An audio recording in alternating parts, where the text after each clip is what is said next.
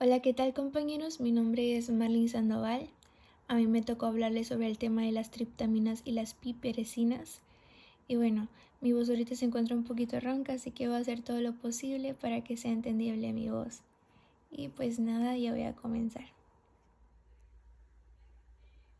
Bueno, pues cuando hablamos de triptaminas y piperacinas, básicamente pues estamos hablando o se trata de sustancias que son psicoactivas de última generación y que surgen pues a nivel de síntesis química con el objetivo recreativo, englobando efectos alucinógenos, euforizantes, relajantes, afrodisíacos, con aumento del rendimiento psicomotor, disminución del cansancio y sueño, entre muchas otras más.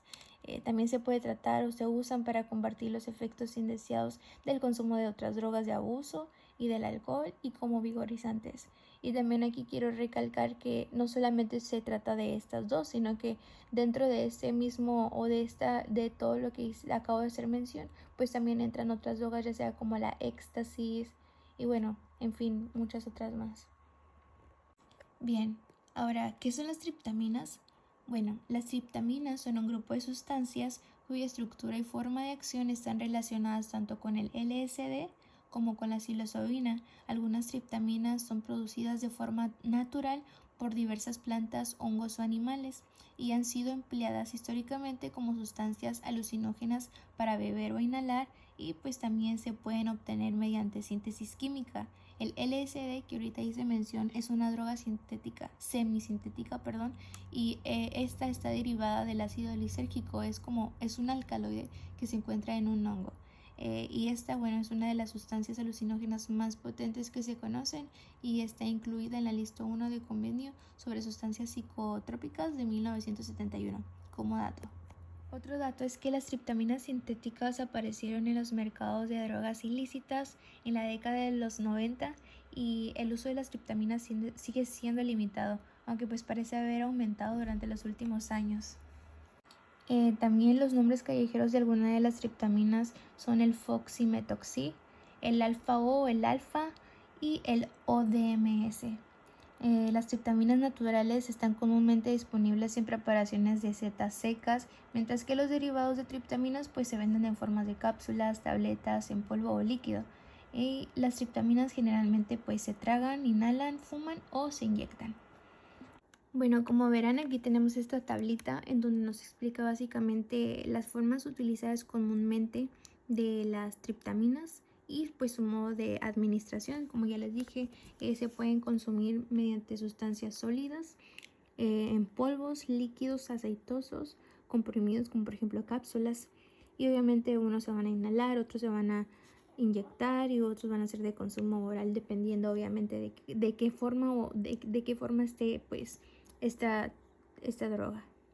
Algunas veces personas que ya tienen llevando o consumen ya mucho de este tipo de sustancias, lo que normalmente pasa es que ya no les causa la misma sensación. Primeramente, o sea, el consumirlas oralmente, o sea, ya sean por ampolletas o pastillas, pues la sensación es un poquito más tardía. Entonces, normalmente las personas que ya llevan tiempo consumiéndolo, lo que hacen es uh, inyectársela. El problema está aquí en que cuando la persona se inyecta, esto produce como un pequeño ardor, produce ardor en el cuerpo. Entonces es una de las como desventajas que tiene esta droga, pero pues como sabemos, obviamente las personas que ya llevan consumiendo este tipo de droga pues ya no la sienten tanto porque ya se formó como una adicción o una dependencia a esa droga. Pero igual al fumarla también causa ardor en las vías nasales y pues obviamente de alguna u otra manera pues nos hace daño. Bueno, por otra parte y muy importante son los mecanismos de acción y efectos derivados de la triptamina. Dice que el modo de acción de las triptaminas es similar al del LSD, por lo que actúan como agonistas no selectivos de los receptores de serotonina.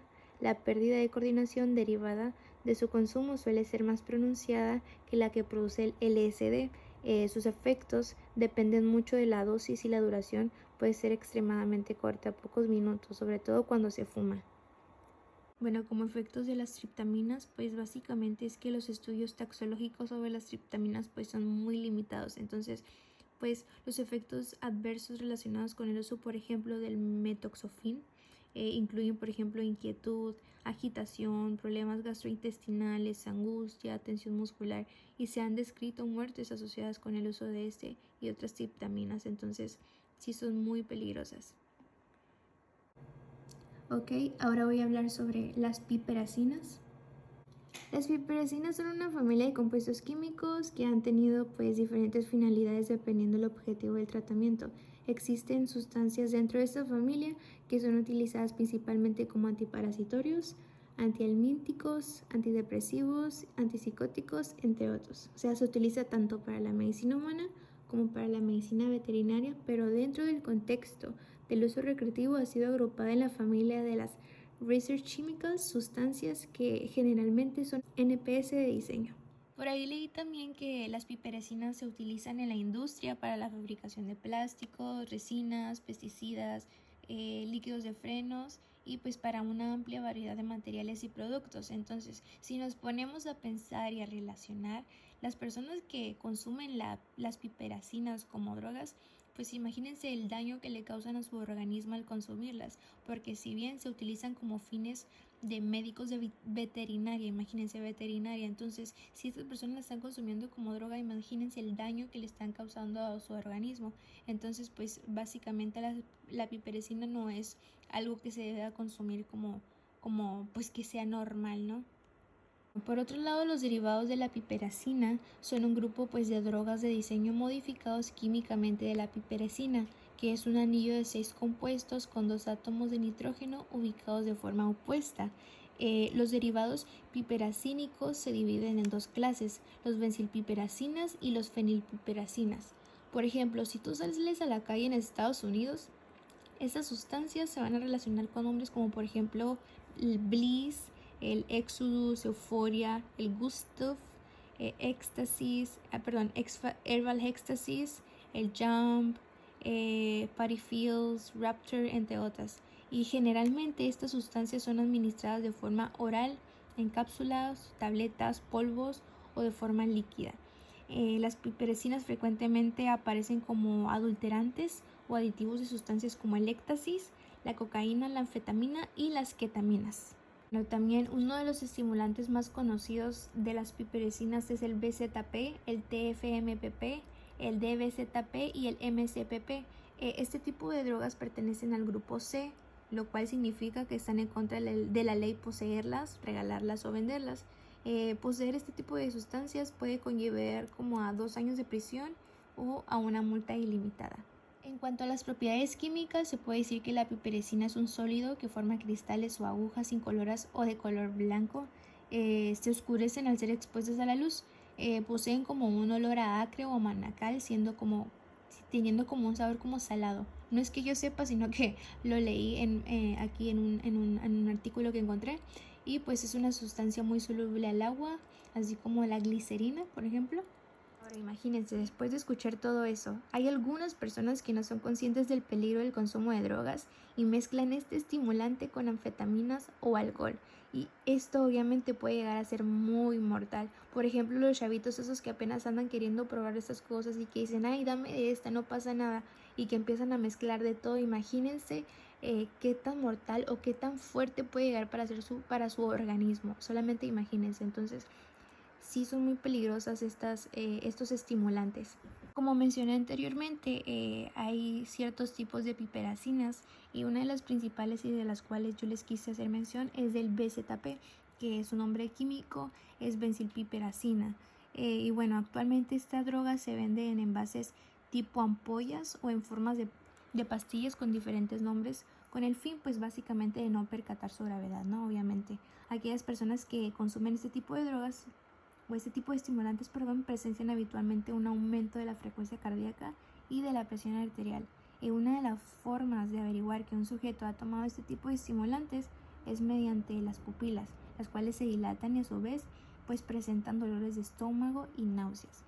Finalmente también podemos observar que las consecuencias del consumo de estas drogas en seres humanos únicamente son peligrosas si experimentan convulsiones, ataques de pánico. Los efectos de la BCTP son similares al del éxtasis, aunque pues esta dosis obviamente no es tan potente, ¿no? Sus efectos pueden durar más o menos de entre 6 y 8 horas en el que disminuyen pues el apetito y el insomnio. Por lo general, los sujetos que consumen esta droga sufren sensación de resaca que puede durar hasta 24 horas. Las consecuencias pueden ser de dos tipos.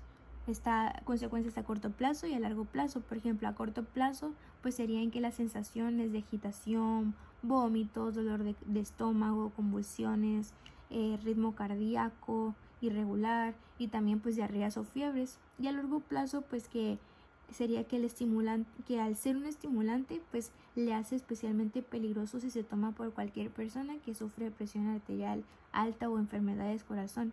Por ejemplo, en algunos casos, a causa de esas agitaciones que el organismo sufre, muchos jóvenes sanos pueden producir ataques del corazón después de tomar esas drogas estimulantes.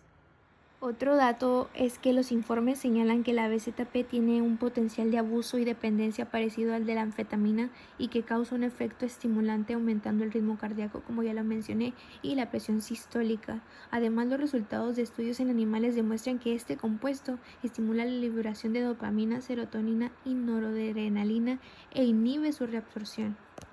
Bueno, en general hablando de los efectos de las piperecinas, ya sea de cualquier tipo que sean, los efectos al igual que su intensidad varían dependiendo de la dosificación. Por ejemplo, podríamos tener lo que es estimulación física y mental, euforia, sensación de bienestar, aumento de socialización y con efectos secundarios, dependiendo obviamente de la dosis, puede aparecer lo que es agitación psicomotora, insomnio, náuseas, ansiedad, confusión, paranoia, alucinaciones auditivas de tipo psicóticas, entre muchas otras más.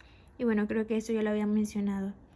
Bueno, ya básicamente he explicado sobre los efectos que traen las piperecinas, pero ahora hablando de efectos clínicos, ya más clínicos y de toxicidad, los efectos de los derivados de las piperecinas pueden ser indistinguibles de los de las anfetaminas. Por ejemplo, en dosis bajas, estas sustancias causan como efectos estimulantes, ¿no? Mientras que los efectos alucinógenos predominan ya como en dosis mucho más altas. Los síntomas más frecuentes en urgencias hospitalarias tras la intoxicación con derivados de la piperecina son palpitaciones, ansiedad, dolor de cabeza y vómitos, algo que ya también había mencionado. La taquicardia inusual también resulta común y en el 32% aproximadamente de los pacientes se ha documentado prolongación en el intervalo QT. Esta es la medida del tiempo entre el comienzo de la onda Q y el final de la onda T en el electrocardiograma, por si no lo sabían. Otros efectos incluyen, por ejemplo, convulsiones y que tienen un rango de 30 minutos a 8 horas después de la exposición de estas sustancias. Así que imagínense qué tan fuertes son y todo lo que puede provocar para si en algún momento piensan consumirlas, pues ya más o menos estén informados de todo lo que puede causar el consumir estos tipos de sustancias. Y obviamente si llegaran a hacerlo en algún momento, que sea en dosis pues bajas, porque como ya vieron todos los efectos que puede traer consigo si consumen dosis muy altas, ¿no? Y bueno, básicamente esto sería todo por mi parte. Aquí quedan las referencias del lugar donde lo saqué. Si no se puede copiar la bibliografía o algo así, pues los libros que utilicé los encontré en una página de internet en PDF. Uno se llama Terminología e Información sobre las Drogas, tercera edición.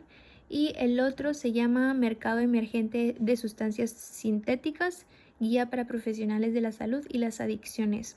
No solamente en esos libros hablan sobre estos dos temas que yo les expuse, sino hablan sobre otras sustancias, otras drogas, y te explican lo que son, hasta qué efectos tienen y todo ese tipo de cositas. Entonces, de esos dos libros yo saqué mi información por si a alguno le interesa.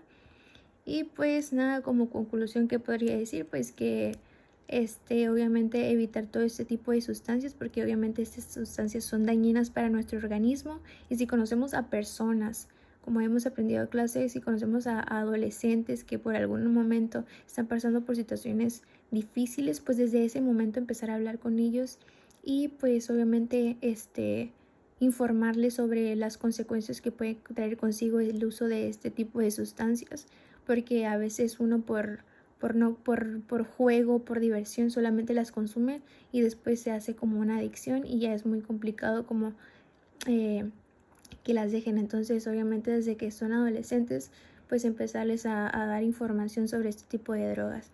Y pues nada, esto sería todo por mi parte y que tengan un bonito día.